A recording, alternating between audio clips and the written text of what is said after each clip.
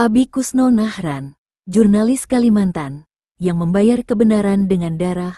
Hutan Kalimantan pernah disebut sebagai paru-paru dunia. Rimba lebatnya menyimpan beragam satwa, mulai dari orangutan, bekantan, hingga burung enggang, yang menjadi lambang suku Dayak. Tetapi sejak akhir abad ke-20, hutan ini tak lagi teduh. Gergaji mesin meraung, kapal tongkang penuh kayu melintasi sungai, dan mafia kayu merajalela dengan dukungan kekuasaan. Di tengah ancaman itu, muncul seorang jurnalis dari Pangkalan Bun yang berani berdiri menghadang Abi Kusno Nahran. Kisah hidupnya adalah kisah tentang pertobatan, keberanian, luka, dan pengorbanan. Abi Kusno lahir pada tanggal 30 Maret tahun 1941 di Pangkalan Bun, Kalimantan Tengah. Beliau tumbuh dalam masyarakat Dayak yang dekat dengan alam. Namun, seperti banyak orang di masanya, Abi Kusno muda pernah terseret dalam praktik korupsi birokrasi. Segalanya berubah setelah dia menunaikan ibadah haji di Tanah Suci. Abi merasakan kegelisahan batin. Dia sadar bahwa hidupnya harus dipersembahkan untuk sesuatu yang lebih besar. Sekembalinya ke tanah air, Abi memutuskan untuk menebus masa lalunya. Dengan berjuang lewat pena dan suara, Abi Kusno terjun ke dunia jurnalisme. Ia tidak sekadar menulis di balik meja.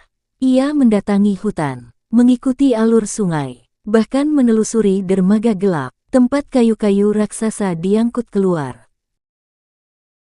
Dalam sebuah liputan bersejarah, Abi berhasil mengungkap pengiriman 54.000 meter kubik kayu ilegal yang hendak dibawa oleh 3 kapal berbendera Tiongkok dari kawasan Taman Nasional Tanjung Puting. Aksi ini membuat pemerintah pusat dan dunia internasional menoleh ke Kalimantan. Namun, keberanian itu juga membuat Abi menjadi target. Ia dianggap pengganggu bisnis triliunan rupiah. Malam tanggal 28 November tahun 2001 menjadi titik hitam dalam hidupnya.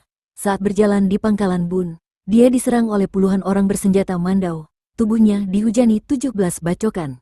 4 jari kirinya putus, leher, dada, dan punggungnya berlumuran darah. Abi sempat dianggap tewas.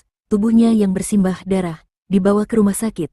Tetapi mukjizat terjadi saat dokter hampir menyerah.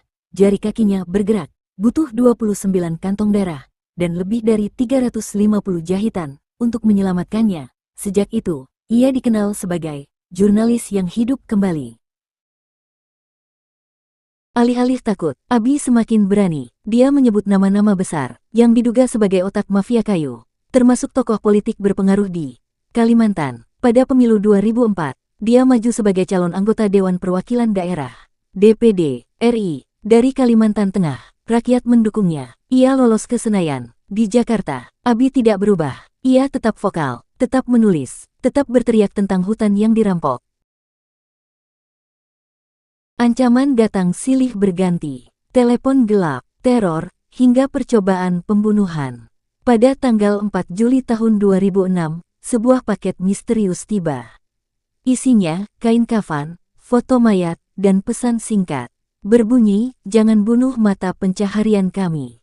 Itu adalah pesan mafia kayu yang murka karena laporannya. Abi hanya berkata, "Kalau saya harus mati, biarlah mati di jalan kebenaran."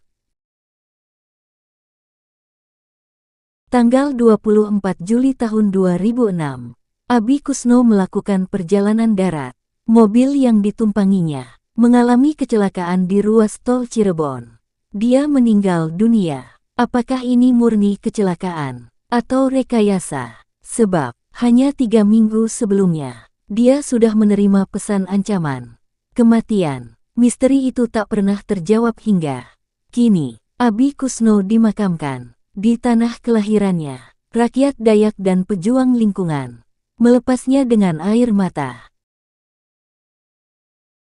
Warisan terbesarnya bukanlah tulisan atau jabatan, melainkan keteladanan. Dia menunjukkan bahwa seorang manusia Dengan segala keterbatasan, bisa mengguncang kekuasaan besar, hanya dengan pena dan keberanian.